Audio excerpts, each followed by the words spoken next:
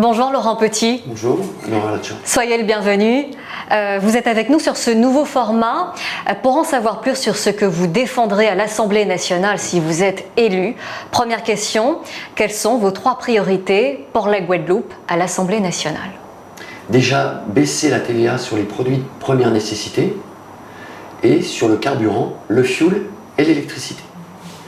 Deuxième priorité, réforme totale de l'octroi de mer, parce qu'on ne peut pas avoir de la taxe sur la taxe, c'est impossible par rapport au pouvoir d'achat des Guadeloupéens, ce qui défendra le pouvoir d'achat des Guadeloupéens également. Et remettre les compétences et l'expérience guadeloupéenne au centre du jeu.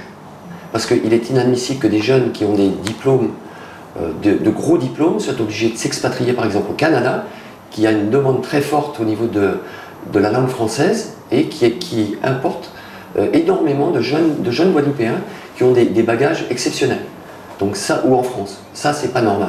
Donc la compétence et l'expérience guadeloupéenne doit être gardée, c'est important. Vous avez parlé du pouvoir d'achat, de l'énergie et donc des talents guadeloupéens qui doivent rester donc chez nous. Laurent Petit, vous ne partez néanmoins pas avec l'avantage, mais vous avez créé la surprise.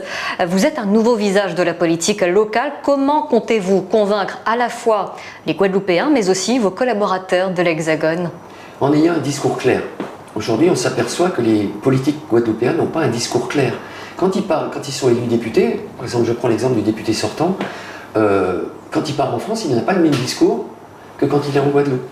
Aujourd'hui, il fait l'amalgame entre son positionnement politique et ce qu'il est vraiment. Donc je ne rentrerai pas dans les détails avec vous là, on attendra le débat de ce soir pour pouvoir en parler.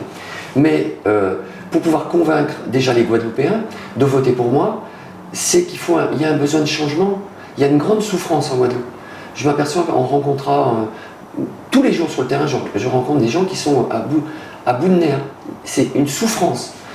J'ai pris l'exemple la dernière fois à RCI de cette attachée territoriale de l'enseignement à Pompiré, à Saint-François, qui est venue vers moi, qui s'est mise à pleurer. Monsieur, avec 2000 € par mois, je gagne 1900 et quelques euros par mois, 2000 €.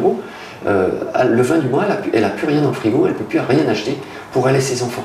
On en est là aujourd'hui, il y a une souffrance en Guadeloupe. Et je suis là, moi, et je suis le seul en capacité, avec une majorité qui sera claire à l'Assemblée nationale, à pouvoir défendre les Guadeloupéens. Merci beaucoup Laurent Petit d'avoir accepté notre invitation. Merci de votre gentillesse, madame. Merci.